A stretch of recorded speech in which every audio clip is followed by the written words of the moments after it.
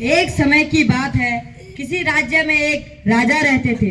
वह बहुत ही बूढ़े थे और उनके 3 पुत्र थे। वह बहुत ही चिंतित रहते थे क्योंकि वह फैसला नहीं कर पा रहे थे कि अगला राजा कौन सा बेटा बनेगा। एक दिन उसने सोचा कि अच्छे राजा बनाने के लिए एक कार्य देना होगा। एक दिन उसने अपने तीनों पुत्र को बुलाया।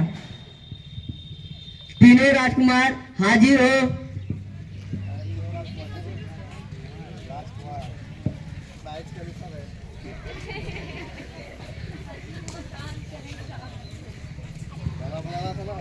मैं तुम तीनों को कुछ कार्य देना चाहता हूँ। जो भी उस कार्य में सफल रहेगा वही हमारे राज्य का अगला राजकुमार बनेगा। राजा ने तीनों को बीज निकाल के दिए।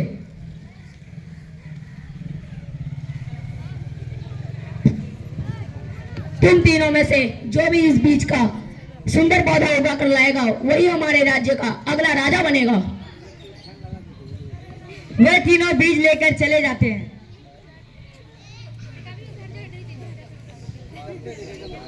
और 6 महीने तक प्रतीक्षा किया और 6 महीने बाद राजा ने उन तीनों को पौधे के साथ बुलाया।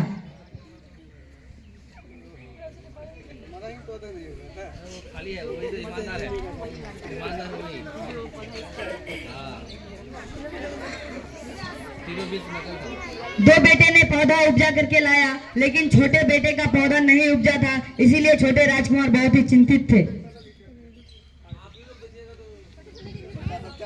पिताजी, हमने बहुत अच्छे और सुंदर फूल उपजाए हैं। तुम्हारा पौधा कहाँ है? पिताजी, मैंने पौधा उपजाने की बहुत कोशिश की परंतु मैं पौधा नहीं उपजा पाया, इसलिए मैं आपसे माफी चाहता हूँ। नहीं बेटा, मैंने तुम तीनों को जो बीज दिया था वह बीज खराब था, इसलिए तुमने ईमानदारी दिखाई है। इसलिए आज के बाद तुम इस राज्य के राजा बने। और तुम दोनों ने बाजार से जाकर नए पौधे खरीद कर लगाए हैं। इसलिए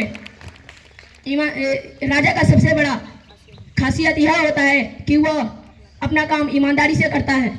इसलिए ईमानदारी सर्वोत्तम नीति है।